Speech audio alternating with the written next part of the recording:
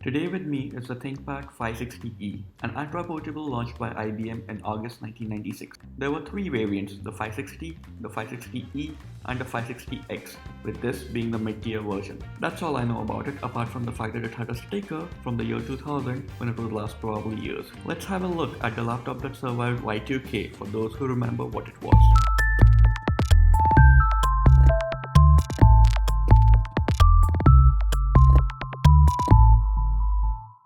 Let's quickly check out the hardware features before we try to boot it up.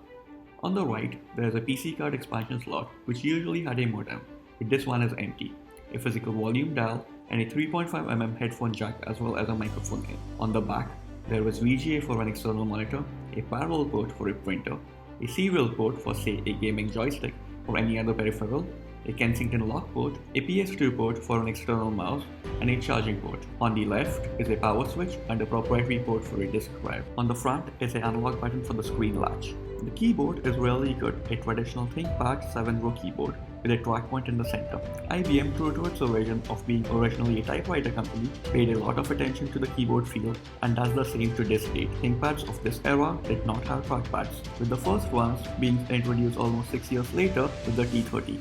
Let's try to boot the system. The power switch, being a slider switch on the left, will be a cool security feature today. I must confess it took me a hot minute to remember where it was, since my experience with these machines has been as a 3-year-old using Microsoft Paint.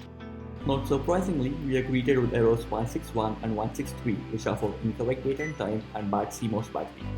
Let me see if setting the correct date and time lets me bypass this and boot.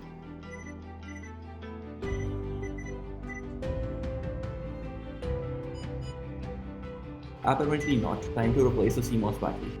Let's get this thing flipped around and check under the main battery.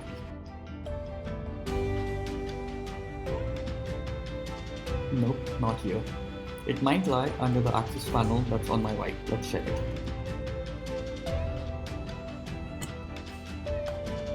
Here is the additional 16MB of RAM and the 1220 CMOS battery. And it's gone. I promise this is not a Linus Tech Tips video. I have a new one right here with me, so hopefully this should let us boot the system.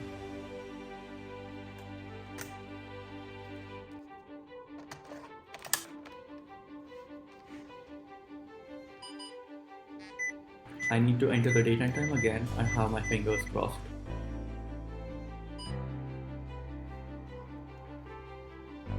We have Windows 95. This is period correct, and now I'm super hopeful that this machine is indeed a time capsule as I expected it to be. I do not have an external CD drive at this moment, so I'm just gonna press escape. Well, I don't know who Bob is and certainly don't know his password, but this, being Windows 95, means I could just press escape and go around it. This works all the way with Windows 98 and Millennium as well. I don't think it would work with Windows NT and 2000 since it's a different kernel altogether, but here it does. And Windows also would store its passwords in PWL files, deleting which would remove this prompt altogether. I can't count the number of friends I've shown this trick to. Well, doesn't look like the system has a lot installed except Office 97 and some ThinkPad default utilities.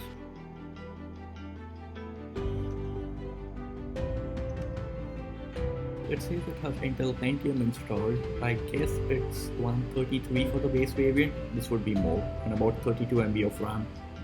The sound card driver wasn't installed correctly, so I guess we don't have any audio, and I do not have a blank floppy disk right now, so that's gonna be in part 2 of this video.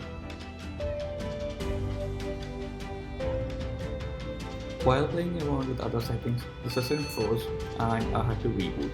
It's running ScanDisk right now, which I wanted to run anyways to check for bad sectors because the system seems a little laggy and freezes at times. I tried puttering around Windows Explorer to see if I could find any audio drivers.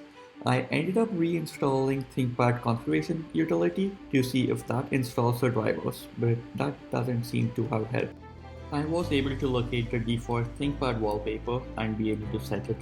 Now the system looks like it's right out of the box. The next step was to run ScanDisk in thorough mode to check for surface errors and bad sectors.